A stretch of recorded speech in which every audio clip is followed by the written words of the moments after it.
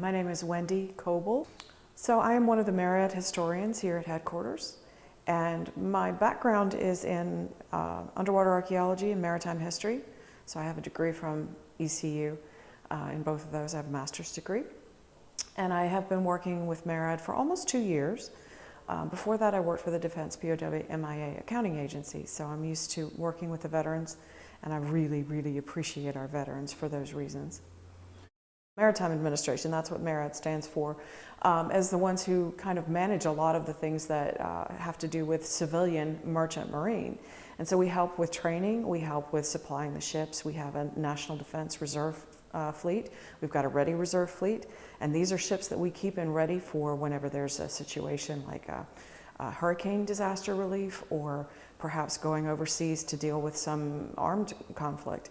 But it's all about making sure materials run and keep going and keep getting from point A to point B to keep our maritime nation, and we are a maritime nation, operating. I mean, in our predecessor organizations, going back to World War II with the Warshipping Administration and the U.S. Maritime Commission after that, certainly we were dealing, and I say we being the predecessor organizations, but we were dealing mostly with the ships. But the Coast Guard dealt with the people. So when people ask me as the historian, tell me what ship my father was on, I can't always tell them. But I can tell them, here's where the ship was, here's what it did, here's what happened to it, maybe where it is now, you know, that sort of thing. So we were dealing with the material and making sure that the equipment got where it needed to go, managing the charters, managing you know, the lend-lease operations and making sure the materials were getting there. And then the Coast Guard managed the people. But we did have training organizations, we still do. We still have training schools. And it's, you know, it's really has not changed. The only thing that goes up and down is the need. So if you need more people because of a, like I said, like a hurricane situation, or if you need them because we need to get materials to a war zone, then there's going to be more that's going on. But there is always something going on that we're keeping an eye on, whether it's commercial sea lift or military sea lift or anything along those lines to make sure that the ports are operating. As you know, with the recent infrastructure bill, we're able to give a lot of money, grant money, to help upgrade the ports. And that's been a great project for us because we're helping to make these more efficient and certainly better operating. As you know, during the pandemic, we had, you know, some backups, but we're clearing that up. So this is a vital mission to the United States, and how, as I mentioned, we are a maritime nation. We always have been, and in my mind, we always will be. I mean, this, as you said, it is a very important time. We're losing our World War II mariners just to age. But this was the greatest generation, and they did a huge and very important job. They were in harm's way constantly under threat. If you can imagine, you know, you never know when a torpedo is going to come get you. And if you weren't in convoy, you were even more under threat. And these men and women, there were women involved too, were moving these materials and getting everybody what they needed. And there were a lot of losses, unfortunately. Some of the highest losses that we had were in the merchant marine. And it's a shame to me as a historian to see that it took so long for them to be recognized with the Congressional Medal of Honor. That is a wonderful honor for them, and I'm so glad that some of them are still around to be able to receive it personally. But you know, I think it's important that we remember that even though they weren't part of the Department of Defense, they were serving. And they were doing, and they were, you know, certainly under threat, and they were doing the lion's work of getting this material over, because you cannot operate a war without material. It's just not going to happen. So personally, I appreciate every one of them, because I know what they did and I know what they faced. And I've mentioned this before, I think just because they served differently doesn't mean they should be honored unequally.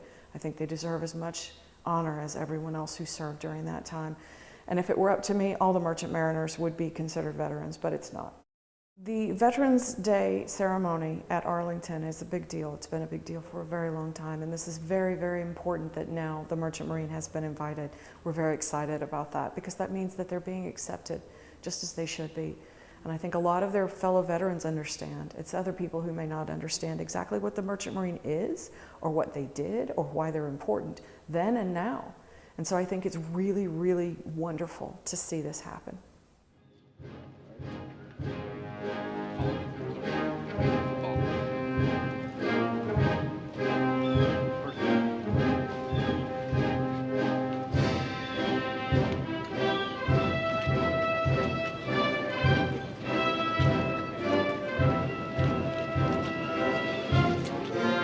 American Merchant Marine veterans.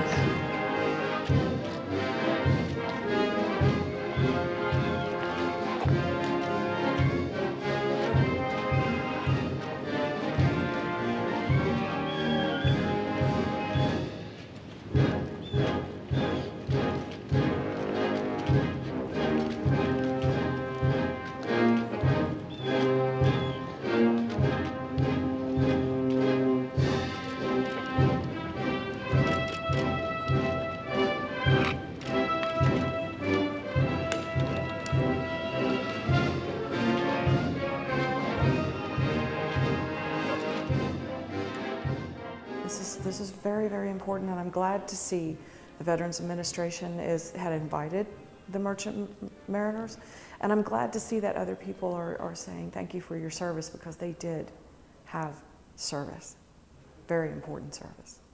Oh, sure. So we have a new shipbuilding program, which we haven't built ships for 62 years. This is very, very important. They're called the AMMV ships, and they are school ships as well as supply ships for, again, missions that happen where there's a humanitarian issue that we need. And these are purpose-built ships. Like I said, we haven't done that in 62 years. We've put one out now already, and we've got 4 more to go. And of course, they're right now, you know, they're being put out by the Philly shipyard. And last I heard, it was on time and on budget, which is unique.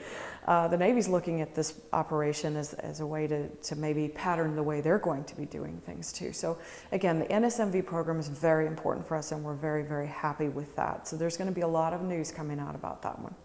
Yeah, our sailors need to train. They need real world training. They need to be out on a ship, and this gets them in a way that's very, very safe and very in high tech, you know, leading technological materials and technology that are on these ships. We do help with the school programs. For instance, we have what's called VORF money, and that's money from the sale of ships once they're obsolete and we've decided to scrap them.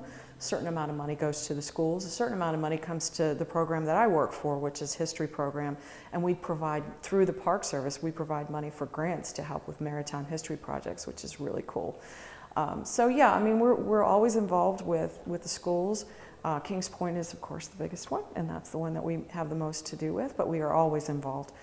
Some of the things I've been doing recently is helping the schools build their new piers for the new ships, because part of what I do is what's called Section 106 review, which looks at what's historic in that area before you start tearing something down. You want to make sure it's done right. And so I've been involved in talking with them as they build up and add to their piers. Wendy, we're coming up on the 80th anniversary for D-Day, and I was wondering, is there any plans to do any type of memorial or recognition for the World War II Merchant Marine that actually were in Normandy during that period? At the moment, I don't know of any, but that doesn't mean we couldn't. We have been thinking for some time of doing a specific online exhibit about D-Day and the ships that were involved in that. I think there's a little bit on there, but not a lot. Another thing that I would mention too is that the ABMC is looking to add merchant mariners to their Pacific memorial. And so there'll be something maybe around Veterans Day next year, hopefully, a ceremony where they can be added to that memorial. So there's always things that are going on that we're trying to keep an eye on, and you know, certainly anything that I can do, I'm going to be there. So.